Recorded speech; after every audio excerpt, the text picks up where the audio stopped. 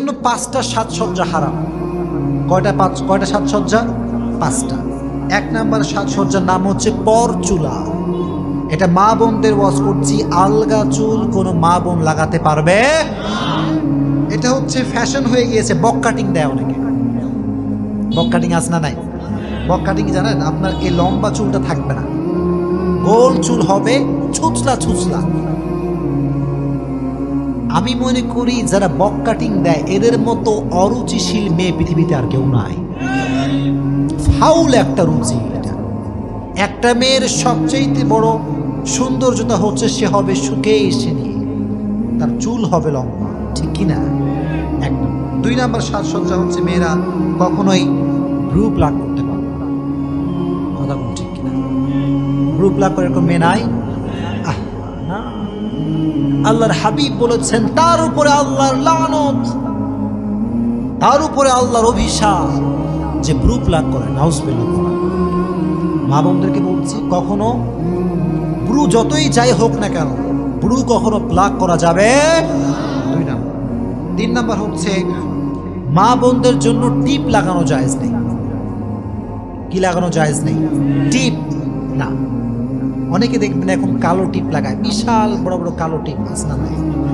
আবার অনেকে লাল টিপও লাগায়। না, এই লাল টিপ কালো টিপ খুব বাজে একটা জিনিস।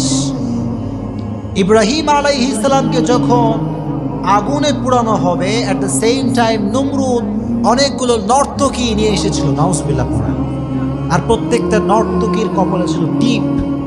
তখন থেকে আমাদের শরীয়তে টিপ লাগানো হারাম হয়ে গিয়েছে।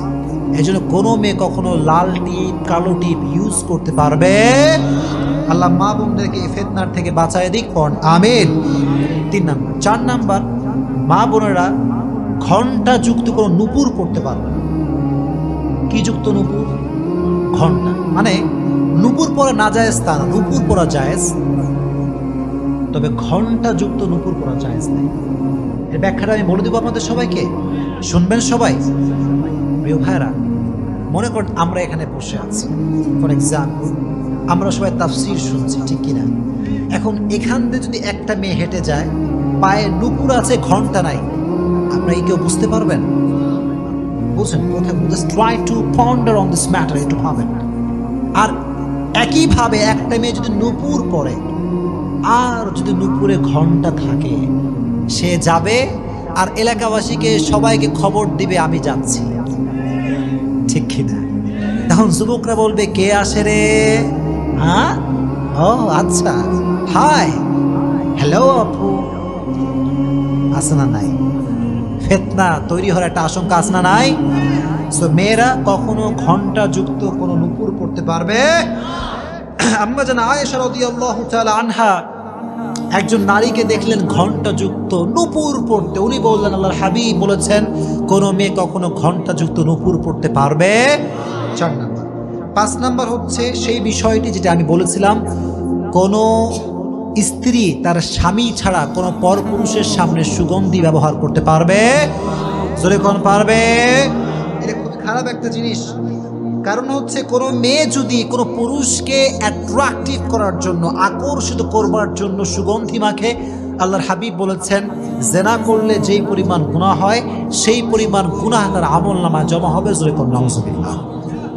আল্লাহ মা বোনদেরকে এই 5টি সাজসজ্জার থেকে বাঁচায় দিক, জোরে কোন আমিন। বাঁচায় দিক, জোরে কোন আমিন। আর একটা লাস্ট কথা বলে শেষ করতে চাই। আমি মা বোনদেরকে বলতে চাই উইথ ফুল রেসপেক্ট, সম্মান, যে মা বোনেরা এখন বেশিরভাগ সময় দেখা যায় যে হুজুর দেখলে পর্দা করে আর কারোর সামনে পর্দা করে না। কথা অবাস্তব না? বাস্তব। এটা আপনারা বিশ্বাস করেন না? সত্যি, এটা সত্যি ম্যাম। আমি দেখছি নিজের জীবনে কিছু কিছু মা হুজুর দেখলে পর্দা করে, বোনরা হুজুর দেখলে পর্দা করে, আর দেবরের সামনে কয় দেবর সাহেব কেমন আছেন। কথা কোন ঠিক কিনা? দেবরের সামনে প্রত্যেকটা ভাবির যাওয়া সম্পূর্ণ হারাম। কথা কোন ঠিক কিনা? আর স্বামীদেরকে বলছি, স্বামী জাস্ট হাজব্যান্ড, আপনার ছোট ভাই হোক বড় ভাই হোক, এই খুব গুরুত্বপূর্ণ কথা, সবাই শুনবেন, সবাই। সুরসার নাই, কাটা কথা বলছি। প্রত্যেকটা হাজবেন্ডকে বলছি, আপনার ছোট ভাই হোক বড় ভাই হোক, কোনোদিন আপনার বইয়ের তীর সীমানা সে পাড়া দিতে পারবে না। কথা বল ঠিক কিনা? যখনই আপনার বইয়ের সামনে দেবর আসবে, আল্লাহর কসম তখনই ফিতনা শুরু হয়ে যাবে। চিল্লায় কোন ঠিক কিনা? দেবরের সামনে যেতে পারবেন না বোনেরা। আল্লাহ মা বোনদেরকে তৌফিক দান করুক, জোরে কোন আমিন। আর একটা লাস্ট কথা বলে শেষ করতে চাই, শুধুমাত্র বোনদেরকে বলতে চাই যে বোনেরা, জাস্ট বোনদেরকে বলছি, আপনাদের প্রোফাইল পিকচার নিজের ছবি আপনারা আপলোড করতে পারবেন। এই যুবক, কথা কম ঠিক কিনা? আর কিছু কিছু যুবক মেয়েদের প্রোফাইল পিকচার দেখলে কমেন্ট করে, ওয়াও অ্যামেজিং, আর বোনও যে কোন করলি কয় থ্যাংক ইউ। আছে না নাই? এসব কি রে ভাই? কোন যুগ আসলো এইসব? মাইয়ারে বাজে বাজে কথা কয় যুবকরা, তোমার মতো হট কেউ নাই। নাউজুবিল্লাহ। আমি বললে দোষ হয়ে যাবে, কিন্তু যুবকরা বললে কোনো দোষ নাই। আর মেয়েও কতটা বেলাজা, বেলজ্জা, বেশর্মা। মেয়ে বলে ধন্যবাদ ভাইয়া। ছি ছি ছি। আল্লাহ মা বোনদেরকে ফিতনা থেকে বাঁচায় দিক না। মুরব্বীরাও হাসে, আমি কি করবো? এরকম ছেলে মেয়ে নাই? যুবক শোনো, প্রকৃত পক্ষের দিনদার যুবক কখনো কোনো মেয়ের পোস্টে বাজে কমেন্ট করতে পারবে না। কথা কোন ঠিক কিনা? আর আমি ওই সমস্ত বোনদেরকে বলতে চাই, যেই বোনেরা আজকে প্রোফাইল পিকচার নিয়ে ছবি দিয়ে আপলোড করেন, এই ছবি যে দেখবে তার প্রত্যেকটা গুনাহের ভার আপনার বাপের আমল নামায়ও যাবে, আপনার ভাইয়ের আমল নামায় যাবে। চিল্লায় কোন ঠিক কিনা? আর সেই বাপের মতো হতভাগা বাপ কেউ নাই, যেই বাপের মেয়ে চোখের সামনে জিন্সের প্যান্ট পরে ঘুরে বেড়ায়। সেই বাপের মতো হতভাগা ভাগ আল্লাহর জমিনে কেউ নাই, যে বাপের সামনে তার মেয়ে বেপরদায় ঘুরে বেড়ায়। চিল্লায় কোন ঠিক কিনা? আজ থেকে বাপরা একটা কাজ করবেন, মেয়েকে বলবেন, আমার বাসায় থাকতে চাইলে, খাইতে চাইলে ইসলামের কথা অনুযায়ী চলতে হবে, না আমার বাসায় তোর কোনো ভাত হবে না। কথা কোন ঠিক কিনা? প্রত্যেকটা বাপ যদি এই কথা বলতে পারে, আমি বলবো কক্সবাজারের এই জমিনে একটা মেয়েও আর বেপর্দায় থাকবে না। কক্সবাজারের কোনো জমিনে কোনো মেয়ে অশ্লীলভাবে ঘুরতে পারবে না। চিল্লায় কোন ঠিক কিনা? আল্লাহ মা বোনদেরকে এই সমস্ত ফিতনার থেকে বাঁচাই দিন, আমিন।